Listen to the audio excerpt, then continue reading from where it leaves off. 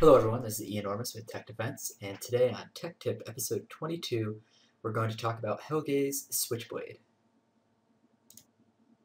Alright, so after last week's episode where we talked about how to drive traffic to your honeypots, I got a very interesting TTY session in my Kippo log, so I wanted to show you guys that first.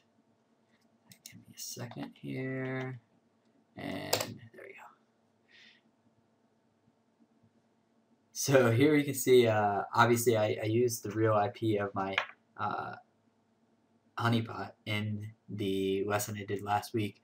So someone obviously saw that IP and wanted to leave a message. So of course, originally seeing this, my thoughts were, someone's trying to trick me into launching some malware on my own machine. So of course I went Google and started checking out that website that you see there and looking up the software, and who would have guessed it was actually legitimate stuff going on there. Pretty good reviews around the board of what he's doing. So I figured today we'll demo the latest release of Switchblade, version 0.8, which he's given us a pre-release to take a look at. So I'll go ahead and cancel the stream here. Good. All right. So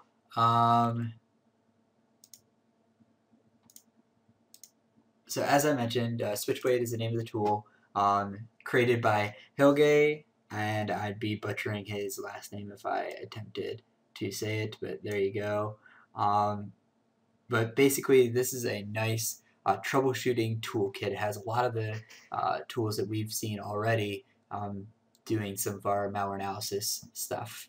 But in addition to that, it just has some general performance enhancing and forensics and cleaning tool sets. So the use for something like this is obviously, if you guys are anything like me, anytime I go to visit family, I have to bring a full tool suite, and in some cases images of machines with me, so I can go around to each family member, fix whatever malware they have on their machines, clean up general performance stuff. So what this tool is a nice all-in-one encompassing set that includes all the tools that you need, to do that type of work. So you can get it for free. Version 0.7 is released right now, and the one we're going to be looking at today is 0.8, which has a few new tools added to it as far as I can tell. You can get it from here, and of course I'll include the link in the video description. So first things first, I'm going to go ahead and install it, which, I might have already done so. Yeah, alright, so I already installed it, and here it is. Of course it comes with a README, but let's just get into what the actual tool is.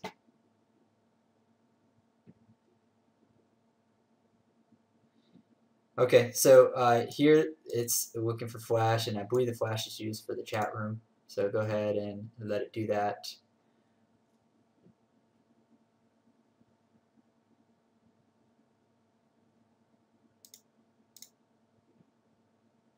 And great. And this is my malware analysis box, so of course I'm running outdated, or I was running outdated Flash and stuff. So here in the IP address, it's actually going to show your public IP address, thus why I have it covered right now, so you can't see it. But what we're working with here is, generally speaking, you have a nice little interface to chat with the developer and other people who are using the product. So if you run into some problems, you can talk about that here with them. But you can see we have the tool set categories here for the different types of tools that we have available for this for Switchblade. I'm going to give you some general system information over here, but here's where we start getting into it. So in the security tool, I'm just going to highlight some of these ones that I think are worth utilizing. So MSE is Microsoft Security Essentials. We obviously know what that does, but that's a quick way to scan a system. TrueCrypt we know about, and Combo Fix is another good scanner as well. But these are nice tools to have when we our users may not have an antivirus program installed. But really, where we get into the power of this is in the system tools, and this is where you'll see a lot of things that we took or that we utilized in malware analysis. So I'm just going to call out a couple of these and maybe do a demo of a few.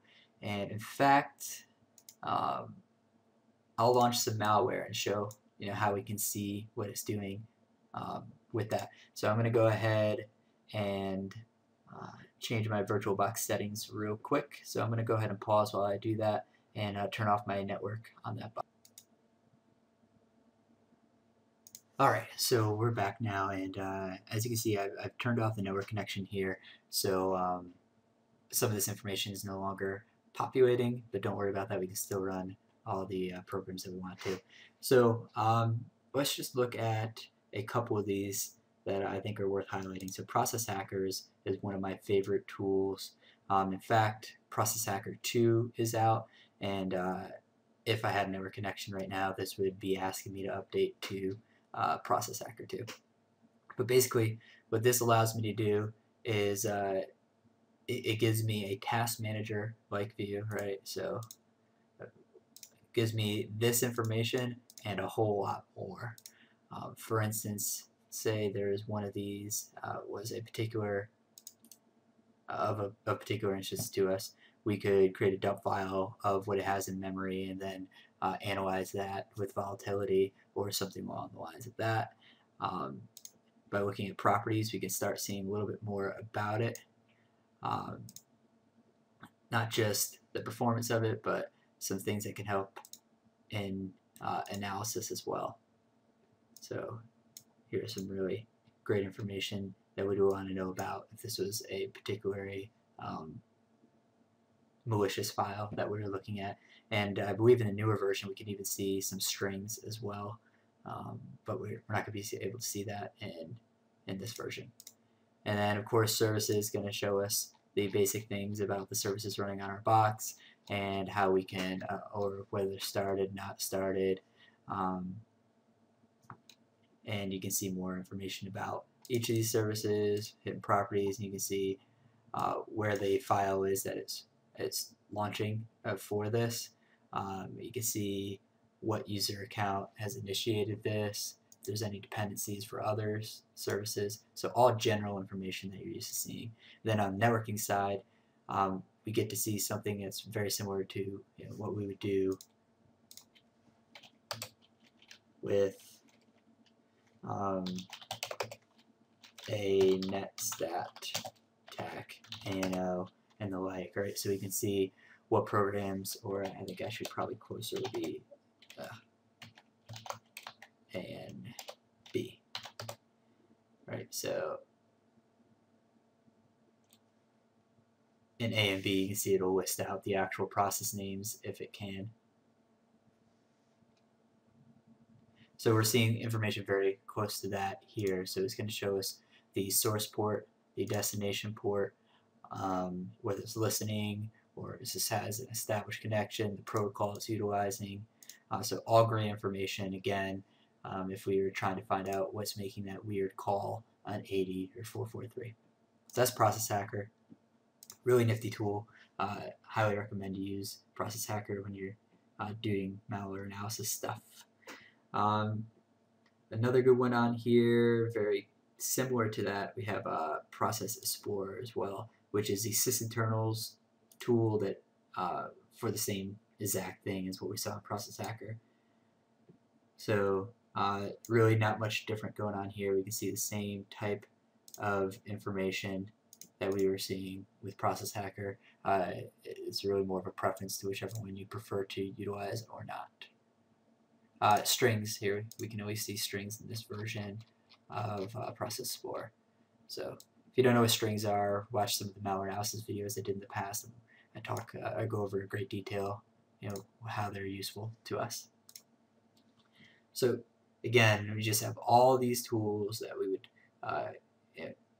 when we get onto somebody's machine, their family member who has malware installed and needs your help, they're not going to have all of these tools installed. So this is a quick way to introduce these tools into their environment to use them in troubleshooting. So let's talk about a couple more of these. Notepad++, which I did a video on not too long ago, is obviously the best Notepad replacement for Windows, particularly because it allows us to do regular expression searches through in here, and also has other plugins that you can use too. But let's take a look at Redshot. This is one of my favorite tools of all time. So in order to get this to work, let's first get some malware ready. So I have some samples that I keep on this malware analysis box for this particular purpose. And let's use this one. So extract here with the password of infected. Okay. And all these are on the download section of Tekdefense.com too, if you want to download any malware samples to play around with. So basically what Redshot allows us to do, and this is another sysinternals or PS tools tool, Redshot lets us take a baseline of our system and then measure deviations from that baseline. And when I say baseline, I'm really referring to the file structure and registry structure. So by switching this and telling it to scan the C drive, is going to monitor any modifications from any file that belongs to the C drive. And I can compare it with a plain text or HTML, and I can choose where I want this to output to, and we'll just have it go to desktop. Yeah. And so we're going to do our first shot, which is our baseline shot. First shot. Okay, so it's going to take a second to go through. And great. So now it has an understanding of where we're currently at. Now we're going to launch this malware.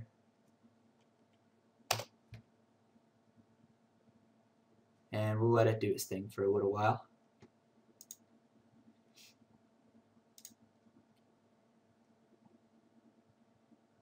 And you know what, while we're letting it do its thing, let's go ahead and pull up. Let's go with Process Hacker. Where are you? There you are. Okay, so we can see that it's a lot more communication attempting to occur, not actually going out. And I didn't set up any fake DNS service or put fake net or inet sim up, so it has nowhere to talk to. This malware has nowhere to talk to right now, so it may not do everything we'd want it to do, but we're seeing some activity here.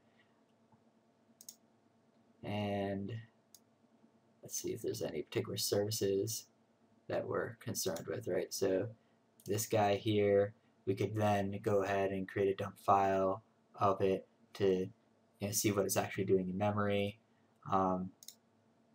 And of course our properties will show us a little bit more about what's going on with it as well, if it's using any particular DLLs or so on. So we've let it run for a little while. It might not be able to do much because we're not faking or emulating services that it could talk to, but this should be enough just for us to run our second shot. So now we're taking our second shot, which is a method to compare to the first one. We hit the compare button, and it's going to show us everything that's different since then. Now some of these are going to be just from me running a couple tools. So for instance, this is just for me running Process Explorer. But some of this stuff, on the other hand, is stuff added from the malware itself. So we can see all the changes that occurred based on what we ran. And that gives us good indicators on where we should go with analyzing this malware further. But say we wanted to see it in real time, what was going on. Well, then we have another tool on here called Process Monitor. And let's go ahead and just turn the capture off for right now.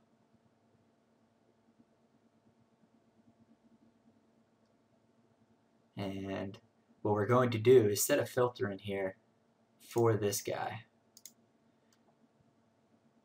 Let's make this a little bit smaller than that. Alright, so in Process Monitor, I'm going to, where's my filters? There we go. We're going to do a process name, I believe.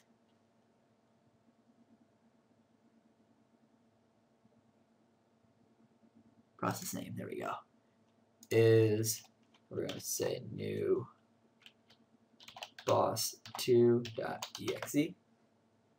Tell it to include, apply, okay. Tell it to capture events again.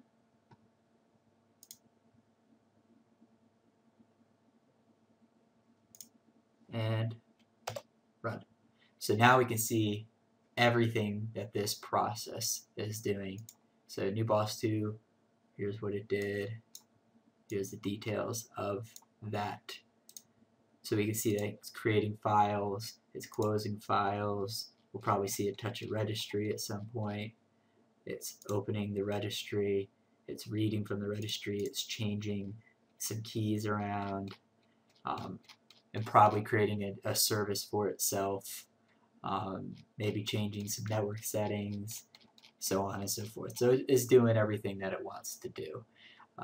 But this is a good tool to find out exactly what that file did. And then based on this, we can then start working our way back to determine, all right, it made these changes. In order to remove this malware, we're going to have to take steps to do the opposite of whatever it did.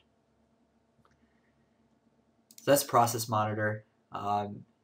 Again, just a couple of the tools in here. There's plenty more. Hijack This is a good way to generate some system logs that'll help people who are more experienced with malware removal figure out what's going on with your box and help you determine what's going on there. So that's what that is used for. Resource Hacker is another good tool on here. Plenty of good stuff. Obviously can't go through all of these, but good stuff here. So take a look. In the networking side of the house, we have some, again, more good tools that are going to help out in generic sysadmin-like settings, right? So ipconfig, tac-renew. So instead of going in here and typing ipconfig flush DNS or release and renew or whatever it is we want our loved one to do, our family members to do, we can just tell them, hey, fire up Switchblade, press the ipconfig all button, and tell me what your IP address is, and this is going to show them what their IP address is. So we can have them fix some generic things by doing that.